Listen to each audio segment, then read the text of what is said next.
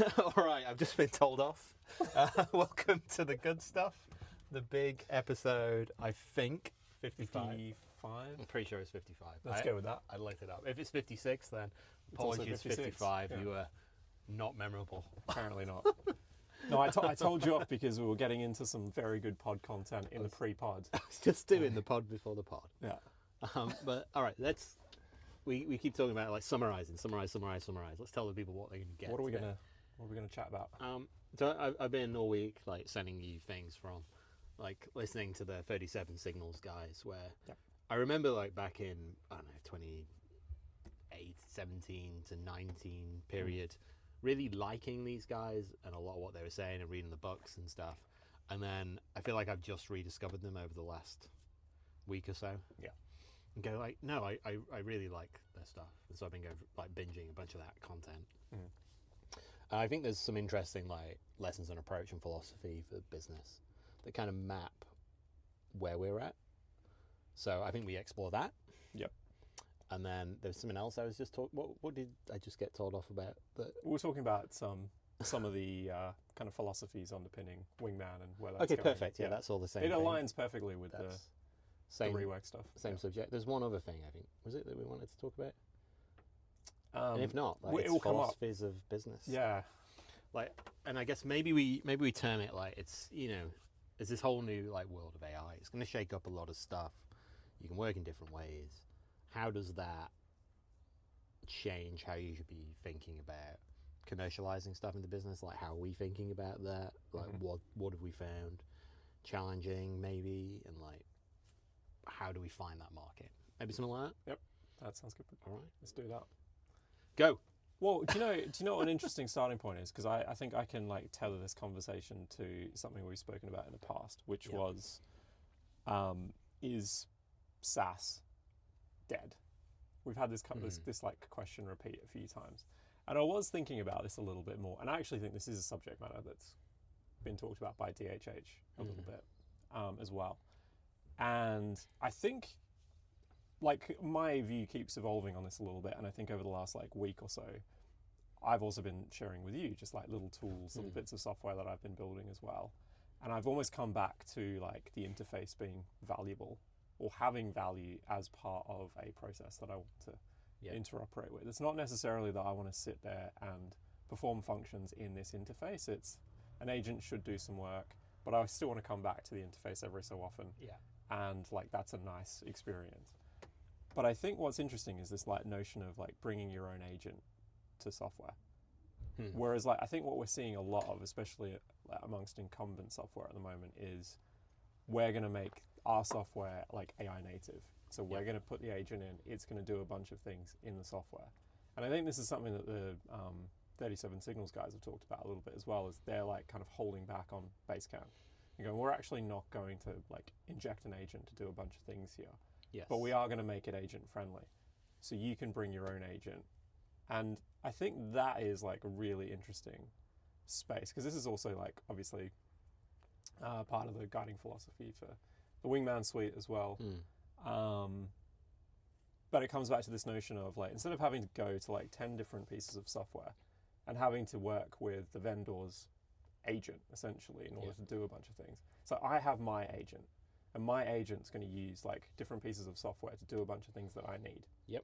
And I think that's like a nicer way of looking at like where software goes and how it survives, and you know how to actually build software as well. Yes. Whereas I think everyone's still thinking through this loop of I need to build an agent inside the software in order to do the things it was doing a little bit quicker or a little bit better. And the example I gave to you like earlier this week was Typeform. And I was like, and we started looking at like Typeforms as like or forms just generally. It's not a verb as far as I know. As a like an interesting third space to have agents interrogate you instead of it being like statically in chat. It's like the agent now is trying to do a task. Let me just fire off a form or a survey back to the user to try and get like some critical information that it might need to go off and do some work. And again, that's like an interesting like kind of third space for agents to live. Whereas if you look at Typeform, they've injected agents to create the form a little bit easier, a little bit quicker, to review some of the like survey responses and like harvest the data and give you insights and all those kinds of things, which I feel like aren't actually all that, like necessarily all that valuable, Yeah. because I've got to use their agent to do that. Well, and I think a lot of that is like, it assumes that you haven't changed how you use Typeform, right? You are issuing this as surveys to people. That's their core business. Whereas I think, you know, we were like collaborating on that form that we needed to get out, and like at the same time, like I was finding myself like working with Wingman on stuff, and it'd be like when you're like at the coal face of stuff and you're in the chat windows with the session, and it says like, you know, oh, you know, here's review this for me, like what questions have you got? Oh, here's like 12 questions. And I'm like, no, I can't I can't answer 12 questions well, if you know what I mean. Like I'm now like scrolling up and down on the stuff. I you know, when I'm answering the question, I don't necessarily have the question on screen. Like I've now got like there's not enough screen space for all it. It just doesn't like the. You also need to isolate the question, I think, to get a good answer. It's really like difficult, and at the same time, I was like, you know, we told you the Typeform stuff, and I was like, oh, this would be perfect. Like you can issue Typeforms, can't you? And you can just, well, not Typeforms, census forms. You can't issue Typeforms like this because they're bullshit. Yeah.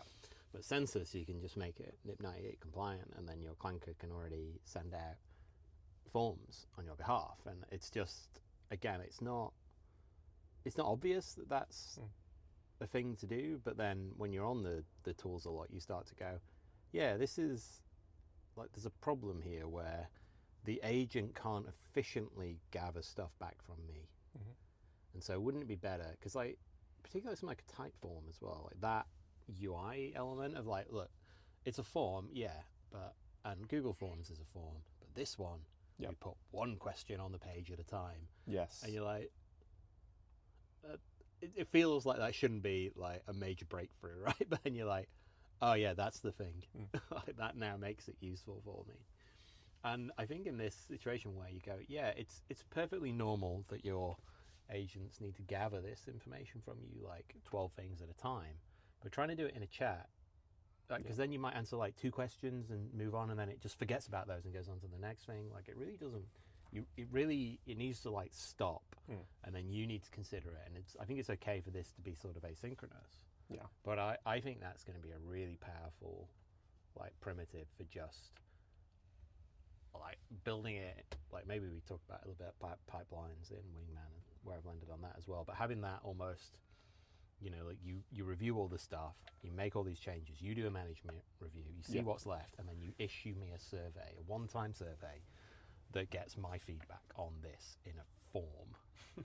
And then, because forms are just, it just handles all the formatting for you, for giving the information back. Like it would allow me to just, you know, I could pull up the question, go, oh, that's interesting, and I can just talk. You can also store the information, like the responses, which I think is really meaningful because like this stuff gets lost so easily in chat. Yeah. And I think that's also going to be, you know, it's like how useful is the information I'm gathering for future tasks? So I don't need to keep doing this over and over again. What can I infer from like previous responses from the user? I think that's quite interesting. And again, like this is like, is chat the most useful place for all of this stuff? You know, it's like you kind of want the agent in the work, and the chat is often not the work. It's just like a space where you have to then go in and dump a whole heap of context. The context is the work. I mean, that's why like we talk about docs all the time, right? Like docs are great because it already has the context. This was another one I was thinking about for this week, actually, was the different work surfaces that we use, because this is an area I was just, like, what I've been doing in the last sort of month or two is, as I built this flight deck application, was to like just create for myself all the different spaces that I needed to talk to an agent in. And like sometimes I care about tasks, and sometimes I really care about documents, and sometimes I care about chats. And it was just trying to like pull apart for myself, like, right, there's a workflow here that's not like embedded in the tool yet. What I've done is I've created all the primitives, and I haven't then overlaid that with like all of the opinionated decisions that reflect how to use this correctly. And I was like, look, and so chat works, and it'll spin up a session on the back end, or creating a task and assigning it spins up a session on the back end, and then I can have, you know, stuff done depending on what the pipeline is that starts for any of those things. But it's like I'm actually trying to accomplish something different in all of those. So when I'm in a chat, I realize that in a chat, I don't need it to be like synchronous. Like if I'm doing a chat on my phone, like I want to just offload a bunch of ideas and questions. I want you to, as an agent, I want you to think about it. Yep. And take your time. It's okay if it takes 5 minutes to get back to me. If I was just texting somebody, I wouldn't expect them to come back to me straight away. It's okay. It's like, take your time, think about it, consult the graph, see what else we've been up to, like put it in context, and then consider your response. Then maybe consider it again, and then send me a response back. But then keep it in this chat so that I only see like the top part of this. Like, because if you're in the sessions that go on underneath, there's so much crud. You can't really tell what's happening beyond the end bit anyway. So it's like, okay, and but really in that mode, I use chat to just explore an idea. And as we explore, we'll go this way and that way, and we'll eventually come back to something and go, you know what, there's something here and it's this, and we summarize that in the chat. And then at that point, I'd be like, right, cool, I'd like to turn that into something else. So now I want some work to be done. And I was like, that's a task. You know, like the point of the task is this needs to be done. And then the task has context, which is that whole chat backwards and forwards. And so it's like, all right, well now I've got like a menu thing. I go, menu, do it, Wingman. And it pings, it creates a task that then pulls in the chat thread and all the context to it, attaches all the IDs that it needs, and then that'll fire up a Wingman on the back end, and he comes in and goes, okay, what's been going on? Let's go read all these sessions. Let's go and read the chat. Okay, he wants me to do that. And then I've strengthened like the task model so that it has inputs and outputs. So all of those, the chat context is part of the source input, and it can obviously reference anything else that is attached to the document, but it also says like, okay, I expect an output, which is this. And the output can be like a document, another task, or thing. So then it kind of forces this workflow model into Flight Deck a little bit better. So on those like primitives, I'm starting to overlay like what's a good way of using this. Like, and if it's not how you use it, fine. I'm a bit over. This is another subject we can come on to. Trying to like build something that's best for everybody instead of like, okay, like there's probably 10,000 people like me in the world that care about the things that I care about. So I'll work for those guys. Yeah, exactly. That's another good 37 signals. Yes. Yeah, exactly. You can tell it's leaked into a lot of stuff this week for me. But it was like, the more I've done that, I'm like, yeah, this is now like the whole app feels like so much smoother to go from like, and because I know that that's the way it works, I can now start to apply that down into the Wingman level as well. So the pipelines that then receive all these task updates know that what it needs to do and how it needs to process that information. But yeah, so tasks are about like, look, I want you to do this, computer, and I will know when it's done because there will be a review task with my name on it, and I will look at that. Don't you think, on the point of like building it for you, don't you think though that is actually a benefit here, in the sense that if people bring their own agents, this kind of goes back to my like initial point about bringing your own agents. If people bring their own agents, what you want to do is just create the workspace, and then like you'll work with your agent, I'll work with my agent. We'll collaborate. Our agents will, collaborate. You just want to create the environment where the work is happening. You almost can't force too many constraints or force people through like really like well-defined processes here and force them to go through it. You just want to create the environment. Like the environment is essentially like productivity suite in Flight Deck. It is all the stuff people are used to anyway, like docs, like tasks, like schedule. Like this is all there. I really liked the tagline, Unruggable productivity. Yeah. Again, it only appeals to a certain class of people.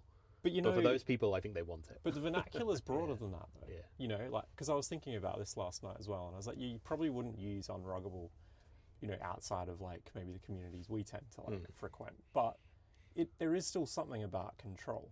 Like businesses do. I mean, control is like a defining characteristic. I almost think you would do it to put it out there as like almost like a new segment to people that haven't heard it. True.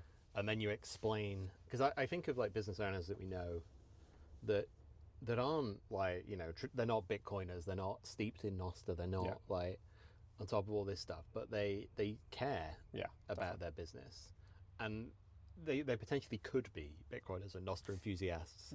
You know, they're adjacent to that. There's other, like, you know, freedom communities and various people that have like cropped up in the last few years where you go, there's a lot of people that are kind of values adjacent to this that just don't know it.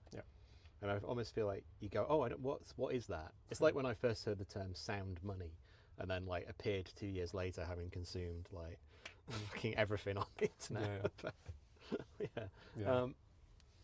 Like, so I almost think you put it out there and then you explain that what it means is you're in control of your business. Like, I should not have an off switch for your business. That is just, and that, again, this is probably one of these things I've picked up over the course of this week of listening to DHH talk a lot about and saying things like, how insane is it that this is like a unique selling point? It's that, like, and I feel like that on this one. I'm like, yeah, isn't it insane that I'm saying, I think a unique selling point might be that I won't try and steal your livelihood from you. But like, whereas Claude is saying, hey, guys, use this, guys, we're going to steal everything that you've built by hand over the last 20 years. Guess what? That's ours now. Anyway, use this, guys. I'm stealing from your children's mouths. Like, and I'm just like, all right, so we could be unique by saying, I don't want to steal your child's inheritance. Like, that's a unique positive selling point. Just like, I'm just like, fucking hell. Like, what has the world come to? Well, if you think about it, a lot of those software companies that, like, you know, push those practices, like the customer wasn't, I think this is actually like subtly why they all use the term user and not customer. Because the actual people they serve tend to be the venture capitalists. And so when you're talking to a venture capitalist, you want to be talking about, like, this is how we lock them in, this is how we get this, like, positive, that's it. It's all accretive to a venture capitalist, but it's not beneficial to the customer. And I think that's why you don't call them a customer, you call them a user. You don't call them a human, you call them a user. Whereas I think, like, if you do listen to DHH and also Jason, they talk about their customers. And they're also very specific about who they want to serve. And they don't want to serve everybody. And I think that's also something that, I mean, I know, like, I was saying this to you in the pod before the pod, you know, I think, like, it was around 2018, 2019, listening to Jason Fried doing, like, a bunch of podcasts. I was like, okay, this feels like a more aligned philosophy, like a way of building businesses. And for me, that resonated more with, like, my roots, starting small businesses as well. It's like, I went from starting small businesses to going, like, I need to build this big venture-backed thing, and I need to be in the US to do it. And I can't tell you where that came from. Like, that was not organic for me, because I'd started with small business and I enjoyed that, and I lost that love of it while I was pursuing that, like, venture-backed business. And then, like, hearing that was like that shot in the arm that I needed as well. And then, you know, philosophically, like, if you go and listen, you go and read their, like, manifesto, I feel like their manifesto is stuff that we've said. You know, I mean, you know, like I think we've both read the books and we've both been fans for years, and it's probably, like, partly like why, because, you know, what might not be obvious to people is, like, we danced around, like, starting a business for a long time. Like, we would just talk about, how are all your ideas over there going, and how, like, all the things I'm doing over here, and it's, at some point we were just like, well, maybe we should just do something together, because then, like, it's not so weird when we take out the day to just chat about it. Like, that's then part of the business. That's the pod. Well, exactly. We just do it live now. But yeah, I can't remember how I got to that. No. But I think this, like, whole idea of, like, unruggable software, or, like, sovereign software, or, like, whatever the right terminal. I don't really know. I prefer the term unruggable to sovereign. Like, I feel like particularly now in Australia, sovereign's got like a whole bad rep because of all those shootings. Which I don't know. Like, I'm not even going to go into it yet. It's But ultimately, it's about respecting the customer. Like, that's the bit I like. The headline is software that respects you. You know, like, and I think it's more important now than it's been before, because I think way more of your business is about to become software. Before, it was always like the business was the people. And, like, there's a lot of, like, unique IP and ideas and processes that kind of lived in the head of the people that were local to you, that weren't in the software. The software, like more stuff moved into the software, and you've become quite dependent on it. Yeah. Which is bad, and you should look to get that back anyway. But if you're also going to lose the people, it's like you kind of look at the business and you, what's going to remain here that is like yours to own? Yep. Like if 90% of your business is actually just all running in Claude, is it yours? Well, exactly. Or is it theirs? Or like, are you basically just like an affiliate salesperson for Claude at that point?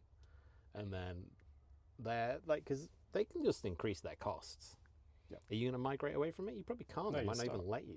Yeah, exactly. Like, And it's this is something they're pushing pretty you'll heavily. just be squeezed. I mean, they come out actively. This is Yeah. what I don't. This is what I'm saying. It's like the guys out there actively just going like, I don't need to go through it all again, but hey guys, I'm about to steal your kid's inheritance. Yeah. What a lovely guy. He's right. He's the only person that can be trusted with this stuff. It's too powerful. We should give it to the fucking psychopath that wants to take everybody's kids' businesses. Yeah. Like, what the fuck? I mean, to some degree, I also think this ends up in that bifurcated economy that we've spoken about a bunch anyway, where you just get enterprise that like incumbent enterprise just continues to do its thing. They'll get like essentially entrapped by Anthropic. They won't be able to do anything else. They'll have to essentially they're like, it's all rented capacity anyway. They're at the mercy of whatever Anthropic decides to do. But over time, they just get replaced by like smaller, more nimble businesses that go and, or they don't, to be honest. Like maybe you just see more like fragmentation. It comes back to what we were talking about, where it's like, this is the Kevin Kelly 1,000 True Fans. Like I'd be much happier with 1,000 True Fans, rather than trying to go like, how do we find like 10,000 fucking customers for this product? Like it just doesn't, again, comes back to who do you want to actually serve? Yeah. But yeah, I noticed Anthropic released on the 4th, yesterday, I think, about I think there's some partnership with JP Morgan and like a couple of others, to go after enterprise integrations, and that's right on key. So I don't. I mean, if you're partnering with JP Morgan, you're the baddie. You're the baddie. Yeah. Like I feel like we should. This is business on air. I feel like we should really lean into this as just unhinged rants about goodies and baddies. Well, we do it every week on the podcast. But we just need more people to tune in. Exactly. I'm thinking I might just like to camera these like into LinkedIn about like, if you're partnering with the guys that banked Jeffrey Epstein, there's a reasonable chance that you are the bad guy. If you're trying to take the business that should go to somebody's child away from them, there's a reasonable chance that you are the bad guy. You don't have to do this. It's a choice. Like, fucking hell. Yeah. I feel like it should resonate with somebody, surely. Surely not everybody just thinks that like, oh, isn't that nice that Epstein banker is probably now not doing LinkedIn, my finances? Probably not. LinkedIn is full of the same people. There's no difference. Yeah. Plenty of people on LinkedIn that just don't say stuff. Yeah. That I think appreciate stuff like that. They're there, but they don't see it. That works. It's that's part of the challenge. I think it's like, I think the only thing with LinkedIn is I think it has to be face. Nobody reads anything. Because I find myself doing this a little bit as well, is if on the very rare occasions where I'm actually on LinkedIn, usually because I'm trying to post something, when I scroll down, I'll stop when somebody's talking to me from their face. It actually does trigger something in me. I think there's a reason why this stuff works on TikTok, and it might even be like one of the reasons why our little animated characters aren't as good. Probably. I like them, so I'm not sure we're going to change anything here, but because I mean, even like, how would you even film something in the van? Like, it's just be so awkward. Did you listen to the episode of Rework where they talk about marketing? Not that one. Not yet, it's a while back. I think it's maybe from late last year. I mean, I have heard them like on other stuff talk. I mean, one of the things I know they do talk about is that like the way they have marketed previously might not work so well anymore, because they did build up their audience like at a time where that was. Well, there's just broad disinterest in doing a lot of this stuff. Yeah, like I just again, what actually serves the ideal customer that you want? Where are they? How do you communicate with them? Like, if you have to go through this particular dance, don't do it, because it doesn't serve you and it doesn't serve them, and you probably end up with customers that aren't aligned anyway. But that's why I wonder if like Unhinged. Yeah. Okay, like it's Yeah. interesting. Like, but this is where I wonder if unhinged rants are the way, because it really, like, Well, it's all more you make authentic. it very obvious that like this is how we feel and this is why this software is like this. It's like if you just want to YOLO your entire business into the hands of Google or Dario or Yeah, yeah. Anthropic, whatever, then in all honesty, like, just do it. I'm not going to compete with their ability to steal from you. That's Yeah. not a game I want to play. If you would like to do all the same things Mhm. and better, but with slightly more pain on your part to adapt to it, because Yeah. you know, like, we're a small team. You know, you've got to be willing to. There's a trade-off somewhere, right? You know, I Yeah. don't have billions of dollars to deploy into this to figure out the perfect UX. Although, to be honest, I think it's probably better. You just have to Yeah. adapt to the way we do things. Then we can give you that, and we can give it you in a way where you retain control of it. Yeah. Which, the nice thing about that is that if you care about that, I think it's probably the most important thing that you care about. And so you would be willing to adapt a little bit to the tool Yeah.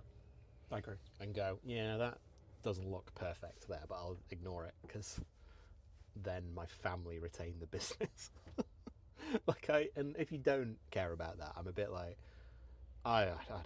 Yeah. Like, Why bother? there's millions of people out You'll there just that use are already Anthropic. trying to help you to go into a world of Yeah. slavery and owning nothing. Like, I'm fine. Like, I don't want to help Yeah, you do completely. that. So But you shouldn't have to talk someone off that ledge if they're determined to go to Exactly. Anthropic. Like, that's not who we exactly, want that's to work with. but that's why I think like the way to Yeah. because I think we've got this ability to deploy like a massive like AI slop machine of Yeah. marketing content, and we've talked about this every now and again where we'd be like, do we Just don't want to. push the button or No. not? And like we always go, no, it's only going to turn people off that we want. And then I think the tension is kind of, yeah, but if we had a big audience, maybe some of the people in that audience would be the ones that we want. But We don't instead we need do like an hour-long podcast every week. Yeah, but we don't need Like, to cast the net. because I agree. We really like, don't. Yeah. You just need to. We know where. I know those you're kind of fish saying are. this for the No, the person listening.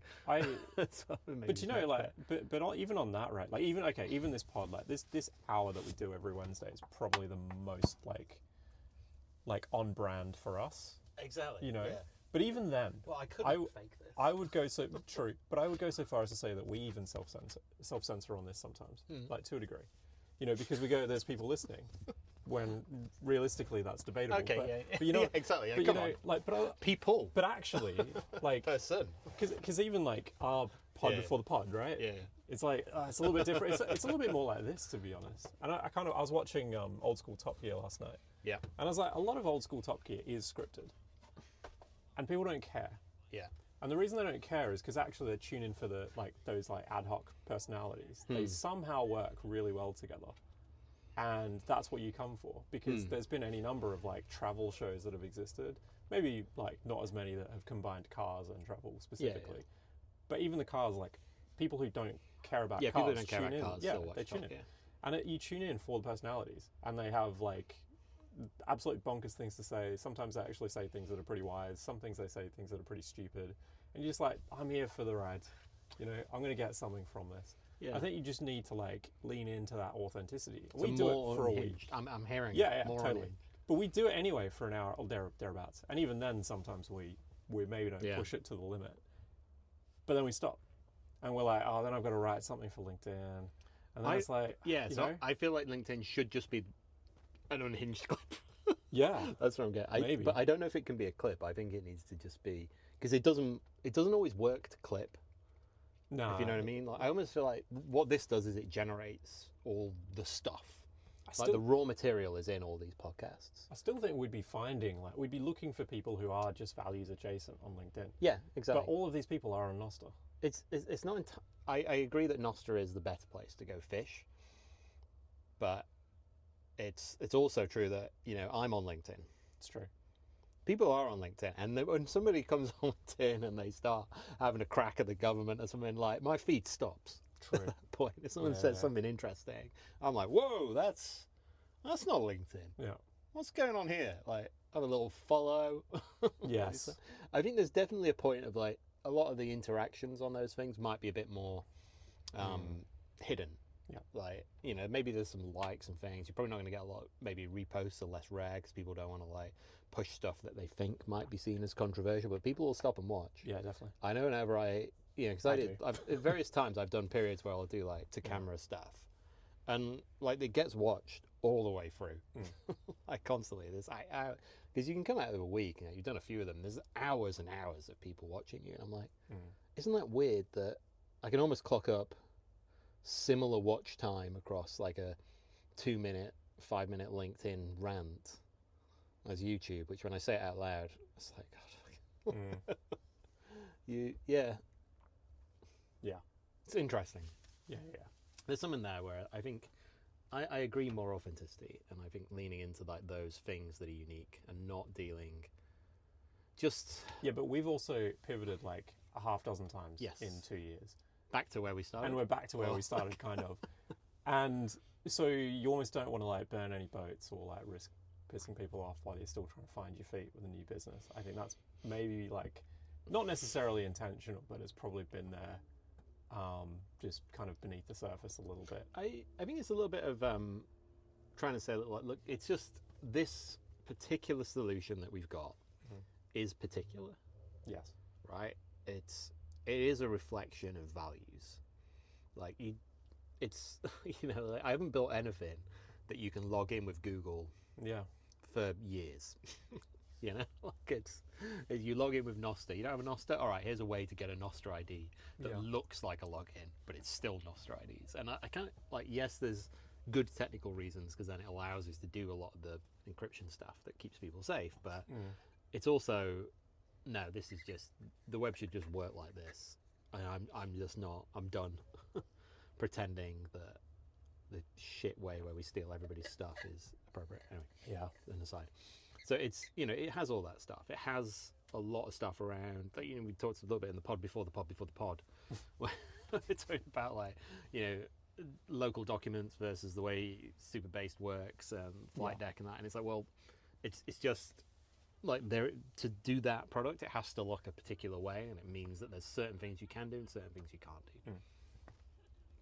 Or that are more difficult. Like, and I've been going through this with the graph work at the moment, looking at what's the best way of implementing like airspace, and is it something that has to be like user owned in the sense that they host all the graph, or could we do it on their behalf? And if so, then what's the trade-off there? Because you can't, if you're going to build a graph, it's kind of pointless encrypting everything because you just you break all the interesting stuff in a graph is kind of in the metadata and the links anyway.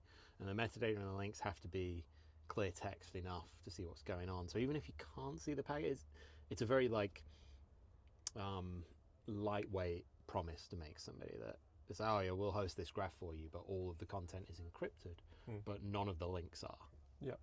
And you're like, yeah, that's pretty not great. It's better off probably just having it as a local thing. And so you could do it, but I think again, like your graph probably should live where your agent lives. Yeah. And I think that's the right trade-off for that.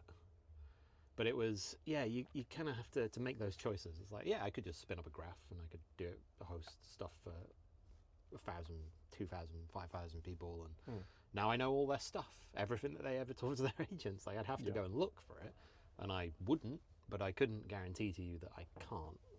Whereas, like, at least with, like, you know, Super-Based and Flight Deck and how they all fit together, it's like, I can't. Like, your agent can't unless you give it access. It becomes, again, like, I think that's the only way you can control your stuff. Yeah. So, like, and you're either going to care about that or not. And if you don't care about it, then it's going to be hard for us to compete to be the best product for you. Yeah. Exactly. Because you care about different things. And so, I feel like, because we're in that stage where we are like pivoting around stuff and trying to figure out the best way of commercializing this, it's very easy to be like, you know, maybe we need to like, anybody could use this, and like we're designed to be really flexible for anybody and all the rest of it. And then you go, but it's hard. Like there's a lot of effort to do it for everybody. yeah, equally, you kind of also need to allow people to have some contact with it, and then figure out how it evolves from there, which we haven't done. Yeah. You know, that's the pencils down lesson from Rework this week. I think, was it this week's episode or last week? It might have been a couple of weeks ago. Like it was instructive because it was very much about setting a deadline for your product development and just going, if it's not in at this point, then we're just going to release it without it. Yep. We'll revisit that stuff in the future, but for this release, that's the hard deadline, and we move forward. And I think that's actually like just a good way to work in general. I mean, and that's the phase that I'm in now, is I'm tuning all this stuff and trying to get the onboarding flows simple enough that somebody else can come in and use it without like me being there. And then when you want to move, if you want to move to that extra step of like attaching Wingman to it or attaching, you know, even if you've got an open claw that's ready to go, it should be as simple as like, okay, well, you copy this text and you dump that in your open claw and it gives it everything it needs to come in, talk to Flight Deck and Super Based and the rest of it. Now, that's all cool. And then if you want to attach a Wingman, there's a bit more to it, but I'm trying to make that simpler. Yeah. Once you've set it up, and there's a lot of stuff that's in Wingman around, like, you know, we used to do like these larger deployments where we'd have like people training on it and stuff, where there's things that I just don't need in the product anymore that I'm just going to strip out to simplify it. Yep. And I think it's all sort of coming together in a bit of a drive to get something releasable, and then we'll make a big. We start doing the product demos, and we'll talk about it a lot more on the pod. And I mean, equally, the market for this kind of product might just be 21 companies. Which is fine. That's the perfect number of companies. That I would be happy with. 21 companies and 256 individuals. Yeah, that's it. But you know what I mean. Like that might be it. Yeah, that might be, and that would be perfectly fine for me. Like I'd be quite happy with that, because we're going to do multiple things over the course of, and also like it is a power user tool in the sense that we can use this tool to go and do other things. Yes, which I think is the other bit of the value chain we haven't fully explored. Yeah, maybe we talk about that a little bit, because this is the bit that's like I know this is useful because I use it so much. Like it really is my interface for everything I do these days, and we've been talking about like, okay, but so how do we get other people to use this? Like, is it a SaaS thing? Is it a this thing or that thing? Like, do people have to deploy it? Like, how much help do they need to deploy it? Like, what's the goal of Wingman? And I think the highest leverage thing that we could do with it is we just go and start sort of parallel businesses using Wingman.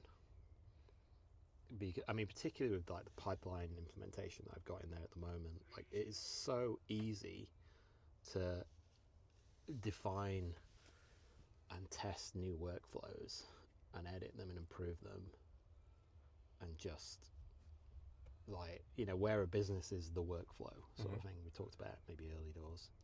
Like, wow, like in seconds I can do it with my daughter in a cafe sort of thing. We were doing like testing stuff out over the weekend. And you think like, is it worth trying to sell this to somebody if I can do that?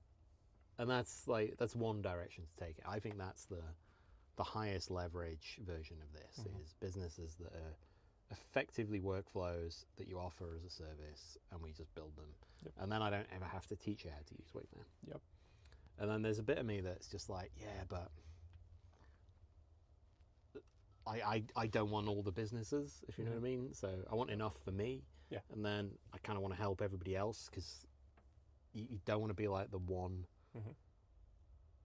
set of people outside a community. You know, you need to bring everybody along, otherwise it just doesn't work. It's not how society works. So then I want like a bunch of people that really care about it, so I can go, guys, right, here's the source, and help those people along. But yeah, it's not. I don't know where I'm going. I think that's right. No, I think that's right. Equally, it could be the kind of thing where you also go and partner with operators. You know, it's like you have the domain expertise.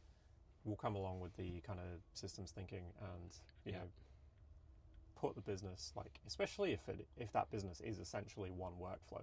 there are a bunch of these we've looked at in the past, and it's like, yeah, this whole business just operates around a singular workflow, and there's a bunch of artifacts that get created in the course of that process, and there's a bunch of people that have to be there to push that process along and create those artifacts. Yeah. And it's like, this is really well defined. So this would be great for workflows inside of like Wingman Suite. So on top of that, then, like, you've got that. So this is one end, is like the most like optimal thing we can do is like ignore everybody else and start some other businesses from scratch. And there's other problems that you then have, right? Yeah. And then maybe that's on the right for everybody that's watching at home. Maybe you're not seeing the way I'm gesturing on the animation. On the left, we've got like just selling access to Wingman, right? So even like the Wingman Suite, ignore the agent component. Like, it is also like agent agnostic. Like, it works better if you run the Wingman agent orchestrator, which effectively then picks up multiple other harnesses. Like, it's another whole thing. It works better like that, but you don't have to. You could run it with OpenClaw. You could just run it with Goose out of the box, sort of thing. There's a CLI for interactions with everything that goes on inside the Wingman Suite, so it's it's all there. You just need NSEX. Now, so that means that, like, okay, well, what does Flight Deck do? Well, Flight Deck gives you a replacement for Slack. It gives you a replacement for collaborating on simple documentation. So you can do Google Docs effectively in there. Maybe not spreadsheets yet, although I question whether you need them in a world of agents. You just write a program, do it properly in the database. Yeah. Although I've considered adding lists, simple list type stuff, because I think people like lists of things. It gives you like a basic CRM inside there, and like you can add somebody in the CRM, and you click a button for augmentation, and then that flags it, and your agent comes along, does the research, and updates it for you. You can do that on people, you can do it on organizations, you can track opportunities inside there, you can have custom reports generated for you by your agent, they'll flow up. You can do basic workflow steps for your agents to follow inside there, and then the agents follow that along and then give you approvals at various points. Like, all this stuff is there inside Flight Deck, and that's useful. Like, we have task boards. You can do project management across like multiple different scopes of parts of the business, different identities. But yeah, so that seems useful. So I was like, all right, well, we should probably release that as well. But like, I don't know, I feel like there's this like tension of like, well, where's the best place to focus? Because there's kind of like just look, we've built useful software here that can work with any agent. We should have that out there. Yeah. We've got the ability to like go and start these, what we call them, the like challenger businesses. We do now. Yeah, we do now. We didn't have this. I don't think like, we had that before. Yeah. I think we had the idea to, but I don't think we had the tool suite to do it. Well, and it's also like the current pipeline implementation in Wingman is like V5 of all the different tests that have been run, and it's the one where I go, holy shit, this is amazing. I was texting you all weekend on this. I'm like, look at this, look at this, look at this, look at this. It's like, look, me and my daughter have like just sat down and built this like Teddy fashion business that we had. Yeah. That then mutated into like Adventure Teds. Nice. Which was like, you start to build up so it actually has like a graph of like all the different characters and teddies that you've got, their reference material, the different situations they've been in, the relationships between the different teddies. So like when Dingo and Mrs. Dingo were married, like Red Panda was the officiator of the wedding, so they're obviously friends because Dingo plays tennis with Red Panda. Oh, right, of course. Yeah, exactly. So that when we generated the story about Mr. and Mrs. Dingo who love going hiking, like there's this like whole picture storybook of them going for a walk on the Biblum track and stuff. And it's like with the correct like signage, I was like, wow, that's pretty good.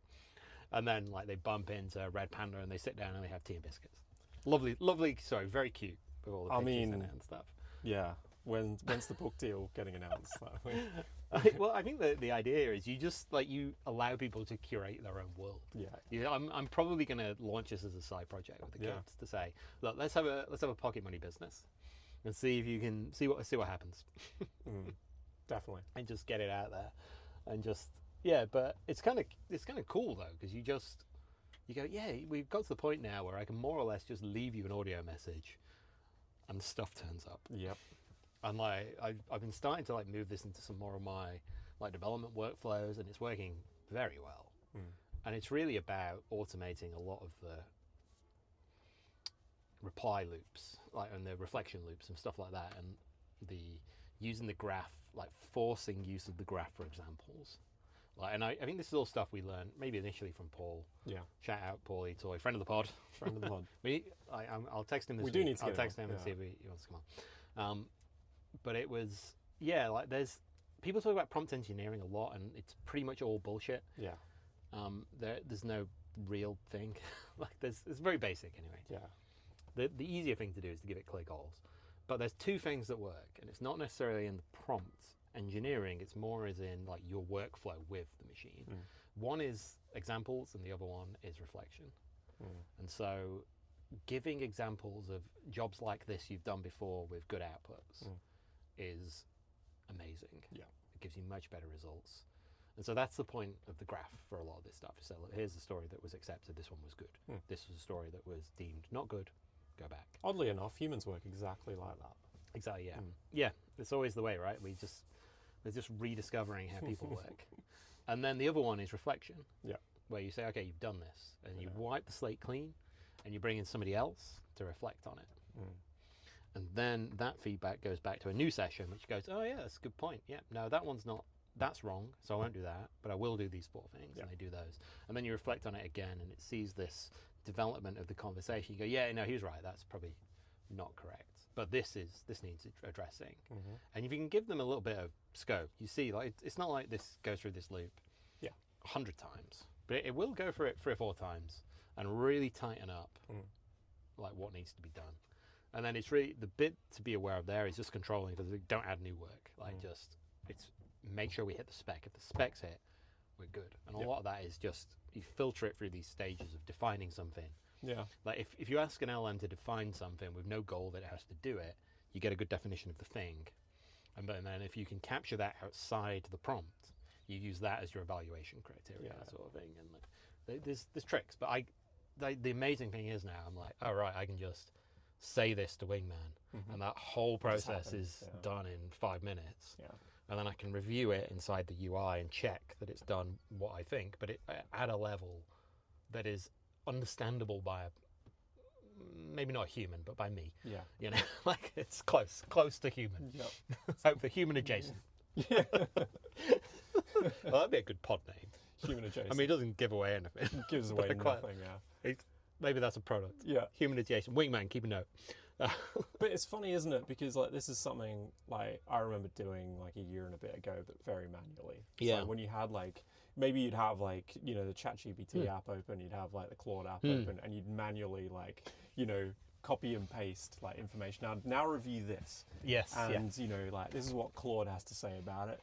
And then they'll go back and forth, and you're stuck in the middle, like doing part of this. You know it's better, but you do. stop doing it because it's such a ball ache. Exactly. That's the beauty of automating it inside Wingman.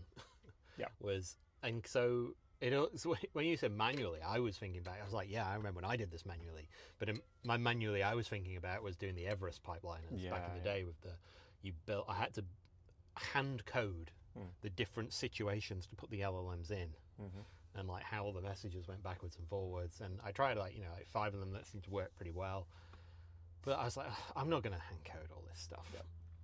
And then the big difference this week is I kind of, because we talked about it last week, I think I said on the pod like, but I'm just going to have to do this. Yeah. Because like I keep going, it's like how structured does it need to be? How unstructured? Like how do you decide what's the agent and what's the call and what's the whatever? And eventually I was like, you know what? I'm just gonna build this, and I built it in a way that we have sets of functions that can be built, and there's like a registry of functions that exist inside Wingman. So there's shared functions and there's your functions, and then you have like a declarative like approach to the pipeline. So I can say like, okay, here's a step, this is a step that runs sequentially or parallel, and then this is how it resolves, and this is the callback URL to move on, and all this sort of stuff. But because it's just like a JSON declaration, if the functions already exist, I don't need to write them. I just reuse them in the next one, and I pull them in. And everything's done as a JSON in, JSON out. Like every step goes that way, which makes it very easy to compose. And then I can just say to Wingman, like, okay, write me the JSON declaration. Well, I don't say that. I say, write me a pipeline. It knows it's got a local skill that says, do this. And it just writes these things in minutes, and you test them, and you go, sweet. Damn. And you can also have the agent just run a test pipeline and observe how it works, and see, it gets all the JSON outputs, and see all the logs of what's going on. It goes, oh, that's not right. And it's at that level where it's all code, it's all defined in code, it's all declared in a way that it can understand. It can see all the logs of everything that's running. Like, compared to something like an N8N, where I'd be like, it's like, now I'm the arms of the agent in a way, and I'm defining all this stuff, or I've got to do some complex integration. It's like, I don't need any of that. It's all just code anyway. I just want these things to happen, and like I can, you can spin up any function you need. Like, you can write local databases on the fly for this, whatever it is. It's so good. Not to like bang on about it. Like, if there's something that needs to be in Superbase, that can just be a function now. I don't need to invoke the agent to do it.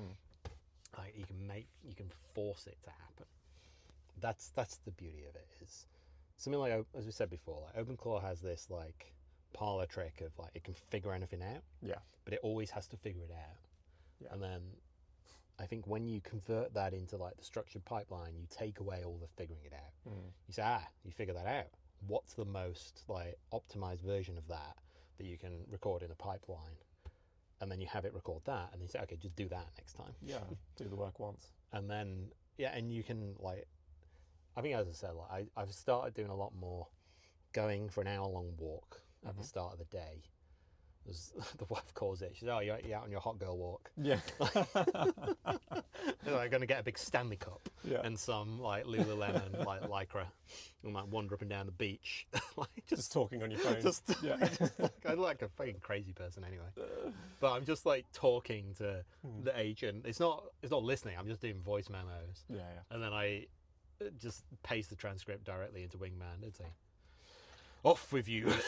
So it figures out. It knows the process by now. But how much better does that sound? Like, just going for a walk in the morning and just getting all the thoughts out, and then having that turn into like delegated tasks. And it's so awkward, right? To like, you start off and you go out and you're like, I'm thinking about this, and like you feel like really self-conscious, and there's the traffic and other people and all this, and then all of a sudden, like, but 10 minutes in, you're like, and this is wrong, and fuck that, and I think this, and like, it just, just like your arms are waving, you're like, fucking like the crows, the magpies aren't even attacking you, they're like, nah, fuck that one, leave him alone. Like, not having that. It's just, and like so much stuff comes out, and then like, you and I can drop it into this. You run anything that's interesting. Say, okay, well, document those. Okay, now like run the pipeline on that. Run the pipeline on this one. And it all just gets dispatched and dealt with. And within another week or so, there'll just be extra pipelines that do those steps, and it'll just be like a full. Why not? Why not just go on a walk every day and then force things into the world? And you can be like, right, this one is like a new piece of work. I want a prototype for that. I want like feature documentation for this, and that goes through its own little routed pipeline. It's just pipelines and pipelines and pipelines in pipelines. It's almost like there's a reason why we have the Solvitur Ambulando tagline. Well, it's always been the goal is that I want to do more hot girl walking. Unless, I mean, for the avoidance of doubt for the audience, I'm not a hot girl. It is not good for society. It's good for Pete. But like, the world's better like when I get to start the day like that. Maybe the real marketing opportunity here is like just a bunch of like Instagram influencer reels. And it's just Pete in his Lululemon on his walks. Get a drone to follow. Get your like matcha drink to walk around with. I'm gonna need more thongs for my lycra pants. My boxers probably look a bit weird. I think we've just been marketing all wrong. I think that's maybe it. We'll get a certain type of person. We will. That's the big stuff. Callback for friends of the show there. That's a different monetization pathway that we're. I don't think that's a pathway that's open to us, unfortunately. Who sent that? Like, did someone send like a screenshot of this as well? like of an actual account called The Big Stuff. Was it Dead Man? Oh, maybe I saw him this like, on, say something about. Yeah, stuff I on think Nostr. posted it on Nostr, and I was just like, I mean, dedication if you've set that up. Real friend of the pod right there. Yeah. But yeah, what were we talking about? So I mean, shit. we've talked about like commercialization stuff, like how like the different surfaces that you interact with. Oh, so I never finished it. Yeah, tasks get stuff done. Chats are for like exploring ideas, and documents are for no. I want to know exactly what we're talking about here. Like refine everything into this, so I've got a review space. Yeah. And even then, like there's a lot of stuff early doors about like, oh, here's a document and we can chat, like artifacts in Claude when it came out, right? You got something on the side, and then you talk about it in the chat. But the way you talk about it is kind of, in like paragraph 3, line 2, or you're copying and pasting shit around, and you're like, it's like, well, I want to comment on this like I would with a human, and like a Google Doc, and I want to go this line, comment, and I want to leave you a comment, and then I want you to respond to it, and then I want to respond to that, and then I want to tell you, yeah, okay, cool, now put that in the doc. And I want all this stuff traceable and understandable to the agent. Yeah. And so all that is in, like, that's the main win, I think, with Flight Deck there is like, well, it's too, like, the chat obviously you can do wherever. That could be like a WhatsApp chat with OpenClaw. I think if you, like, chucked your OpenClaw into Flight Deck, the thing that it would get is like, okay, chats are for, like, discussion and how we do stuff. And I'm going to have all this defined to the agent inside the, like, LLMs.txt as well. It's like, that's what this space is for. Tasks are for getting shit done. So if you're told to get shit done, make a task. Sorry. This is the way I'm sat. Yeah, obviously. It's probably, it might not even come up on the recording. Who knows? So I farted there. Good Yeah. But it was just like a little squeaker, so it was funny. So you've got like chats for getting stuff done, tasks are for doing the work. So if you're doing work, create a task. If there's something that needs to be clarified, we create a doc and we work through the comments, and then we finalize the document and close out all the comments. It's like it's an opinionated way of doing the work, but it works. And it's like, and then the agents on the back end can go, all right, okay, so we're dealing with this doc, go get the doc, go get all the comments, read from it, yep, that makes sense, right, okay, I'll adjust that, oh, he's wrong there, here's my rebuttal, sort of thing. And then we go backwards and forwards in the comments. Likewise, the tasks are all commentable as well, so if I see something that's being done, comes for review, I can drop a comment on it, and then that triggers a particular workflow to go and review that. But it works really well in a way that you can now control the agents outside of the chat. Because you're just, there's too many different like mental modes of operation that we're trying to force into a chat interface. Exactly. And whilst the chat interface is kind of great in the way that it's flexible, so it can be anything, but it isn't everything. Yes. Yeah, it can be anything, but it isn't. Well, it shouldn't be everything. It can be everything, but it isn't anything. There you go. That's the statement I was trying to say in one go. Yeah. In the sense that it's like, oh yeah, you can do anything. I can do everything in here. Which means I actually can't do anything. Yes. But like I can't do this one specific thing. I have to like bastardize it into a chat. And so you go, yeah, that's not the way to do it. Yeah. Like chat is the ideal environment for the ideation piece, for the like back and forth. But it's not if you're doing the work. Because then I need to like transplant all of that context, and you can't physically give it everything it needs. So it's always just going to have like, you know, a portion of context that it needs. It's not going to have everything it needs. Like you should have the agent work where the work is, and the work itself is the context. So I think the thing that is true is it's not that chat is the interface. It's the text and audio and images of the interface, and it's then about saying, okay, well, how do we have artifacts that the agent understands and the human understands from different angles, like one via CLI and one via the UI. And then how do we allow people to tag different aspects of that artifact with text, audio, and images? Yeah. And so like all the commentary, like if I want to leave an audio comment on Wingman Doc, I just hit the audio button, it records it and dumps it in. Puts it into the super base storage, it'll then transcribe that and add that to the note, and that's the comment. It can also, I can paste the images into there. So I could say, oh no, that looks like that, but it should look like this. Yeah. Great. I can describe stuff into there. I can use my local transcription and just talk for 5 minutes. So there's a lot like that sort of stuff. But the point is, you need all of these things. Like, yes, text is probably the right interface for it. It's just not one broad chat. That was the bit that felt like a big just realization. The more and more I've worked with this, is like, yeah, because early doors, you look at it like ChatGPT 3.5, it was like the UI is dead, everything's chat. Yep. And it's like, nah, it's probably not.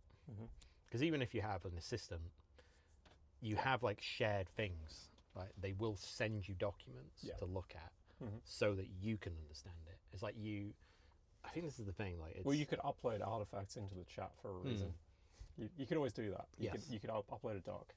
So I think this is where, like, there's something about the fact that, like, none of this is new in the way that, like, if you think about, I don't like using Tim Cook because I don't think he was very good, despite the fact that he made money. But let's say you were Steve Jobs and you were running Apple. Yeah. Steve Apple, yes. we'll call him. So you're Steve Apple and you've got a job, Steve Jobs. There you go. That's how he came by his name. Yep. That's the full etymology of the name. So you're Steve the Apple, untold story. and you've got a company of, I don't know how many people were in Apple at the time, 80,000 people, 50,000. I feel like they were probably smaller than some of them, but they're not going to be small by any stretch. Anyway, 50,000 reasonable proxy. 50,000 people. And you'd say, like, he ran that business, and presumably he had an interface of some sort. But really, if you think about, like, his interface with that business, it's probably like what your interface with your agents and their business is going to be, which is that for the most part he would just say, do this to people, and then people would do stuff. But I presume he would sometimes look at documents and then he would comment on them and say, you are a retard, fix this. Because everything about Steve Jobs makes me think that's probably how he would have given that. Or he would have just fired them.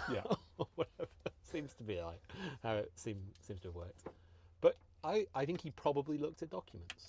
And I think he probably was aware at a high level of what tasks were going on, what projects existed, and their current status. And then he would deep dive into various aspects of that. So you would hear the stories of, like, going into the design lab or whatever and not walking out until something's done. Like, and I just think, like, yeah, like, that's the experience we now need, but for somebody that has a company of 10. And you needed it for somebody that had a company of 50,000, because it was kind of the only way to keep any sort of ability to know what the fuck was going on. And I think now it's going to be like, your company of 10 is going to have like 1,000 bits in it that are doing stuff. And you're like, so your experience needs to be a bit like Steve Apple's experience now. Yeah. But equally, there's a question here around, like, role definition for agents as well. Like, I think for a lot of people, it's still, like, you still view the role of the agent as a function of you, in the sense that it's working as you, because you're also interacting with it. And then, like, whatever artifact you're creating, whatever job you're doing is still you doing it. And maybe that occurs in the course of your job. And then, like, maybe the other two ways of looking at it is, like, it acts beside you, where it's you just delegating things to it. And then maybe it's also it acting beneath you, which is, like, again, like, I've got things to do, but it's still surfacing back this stuff to me. And I'm then disseminating that out to other people. And I think maybe the right way to look at it is a combination of beside and beneath. It's not you. And I think, like, it's important that you have that distinction and you actually have those credentials set differently, so that you do have some, like, auditability and accountability that you can set in these processes as well. You can see where things have fallen apart and broken. You can see where things have done well. And maybe that's just part of the rethinking people need to go through, because I think for a lot of people interacting with agents right now today is still very much the agent is an extension of me. And that might be, like, where part of the cognitive leap is for a few people too. You know, a lot of what I've come across, this is, like, come into the development of how I want to get the full, like, airspace implementation in for the graph. So I'm kind of designing the early stages of how I want that to end up now as a more self-hosted type product for people. Is when, like, it's not even just So I think a lot of people are stuck in, there's an agent, but the agent is me, and it's doing my work. And then the next step of that is like, no, I've got an agent that does other work. And then I think the next bit of that is like, I can't have one. And the reason you can't have one is when you start to become more aware of like the context and what the agent knows, is that it either knows like everything or nothing. Yeah. It's like either it doesn't know something or it just knows it and you can't control it. It's like when Deadman was on the pod. Yeah. He talked about how like his mate was just like hacking all these different bits out of the agent, and it's like the way you kind of control that in the business is that like this person knows this stuff, but this person doesn't know this stuff. Yep. It's like, and so I think what you end up with is like even the agents are many agents, Yes. which I think is more obvious to people. Okay, many agents, but they say no, but you really need to like then control like which agent knows what, and what do they need to know, and can they just only know the stuff they need to know, because otherwise it's impossible to like not leak all this information. Yeah. And like the agent that's on the end of your email shouldn't know your finances. Yes. Because that's going to be quite easy to hack. Like there's ways to try and stop it, but you're kind of hoping a little bit. Yes. With those. Yeah. Why take that risk? Yeah. So you kind of need to lock it down a little bit better. Yeah. Yeah. So that's how your customer service agent or customer service person doesn't release like your upcoming financial statements and reports, because they don't know them. They don't have any access. And one agent can't both know that and be useful to you and not know that and not leak it. Yes. And so there's like many like, and then deploying that, you're like, okay, so if you've gone to all the effort of deploying an OpenClaw, you probably don't want to deploy 50 of them. Yes. True. It's not that easy to do it. So there's a different way. I mean, the way Wingman currently works, I've got my base agent and I mostly just use that. But I have the capacity to have sub-agents that can spin up to do anything that know different things and use different NSECs. It's not cleanly enforced yet for me in a way that I would trust it. But like I think you absolutely need that component. It's going to be very important in this for just avoiding those leaks. Yeah. Not bad. I think we've just gone over the hour. Yeah. I think we'd say that's the good stuff.